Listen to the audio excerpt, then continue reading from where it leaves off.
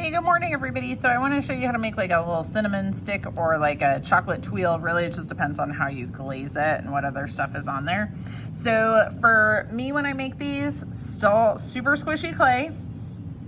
I'm just gonna make a quick little slab by just like flattening it out on the table. You don't want to mess with this too much. If you make this really dry, then it's not going to work very well because it's not going to want to curl without snapping. If it cracks a little bit, we can fix that, but if it snaps, then you gotta make another one. So you want a quick little slab, okay? And then make sure you get all your clay boogies off. Take that off. You're gonna pinch the edges to make the edges look really thin. So I'm not pinching in the middle, I'm just pinching the edges. Now I chose to make a really long one.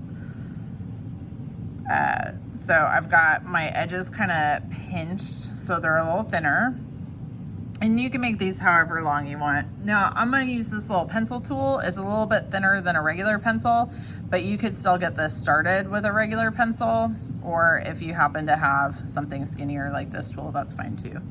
But you're just going to start to wrap this around, right? And then pick your thinner edge as your outside edge. So now I'm just going to kind of squish this towards the inside, and then I'm gonna roll the other edge over the top, and that starts to make the little edge that way. You'll start to get, make sure you got a little curl on the sides. So there's my little curl on the sides. And then if you did get any cracking, once you're completely done folding it, you can smooth it out and then let it dry or slip and squirt onto your thing. The main thing is if you get big cracks, you need to start over with squishier clay, and you need to make your little slab faster, okay?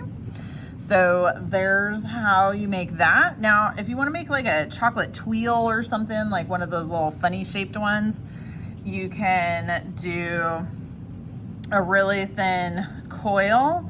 Now, again, do this with super fresh clay. Make it nice and squishy. If it's not squishy enough, then it's not gonna work right.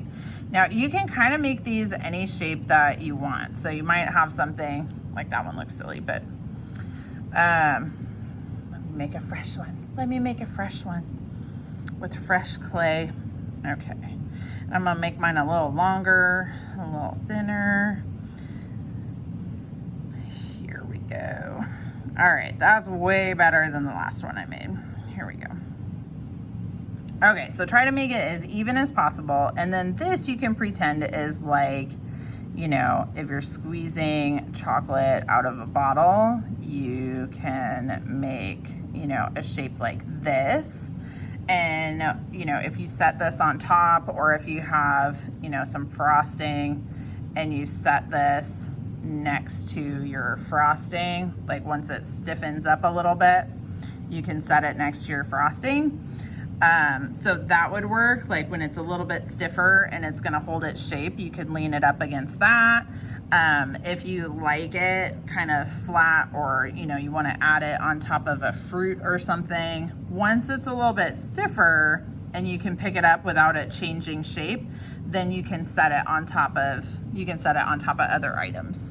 Okay, so that works. You can also have multiple. So like if you want to have another one that looks similar but goes like the other direction, you could have another little baby coil. I'm rolling out a little baby. I gotta give you some space so you can actually see what I'm doing. Weep.